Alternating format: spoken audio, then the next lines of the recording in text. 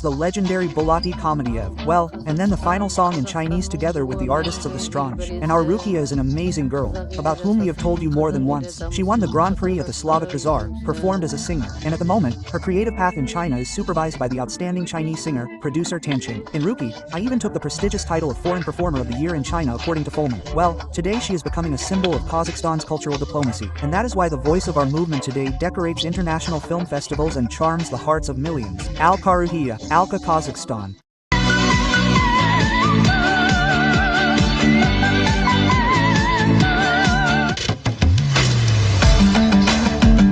In China, the audience applauded standing after our Kazakh came out on stage and sang the legendary song Bulbul. At the gala concert of the closing ceremony of the Shost Film Festival, our singer Rukia Baidukanova became the main decoration of the evening and a living symbol of the friendship between the two countries. Rukia performed two compositions live on CCTV, which broadcast throughout China. This is the legendary Bulati Komedeev. Well, and then the final song in Chinese together with the artists of the Strange. And our Rukia is an amazing girl, about whom we have told you more than once. She won the Grand Prix at the Slavic Bazaar, performed as a singer, and at the moment, her creative path in China is supervised by the outstanding Chinese singer, producer Tan Qing. In Rookie, I even took the prestigious title of Foreign Performer of the Year in China according to Fulman. Well, today she is becoming a symbol of Kazakhstan's cultural diplomacy, and that is why the voice of our movement today decorates international film festivals and charms the hearts of millions. Alka Rukia, Alka Kazakhstan.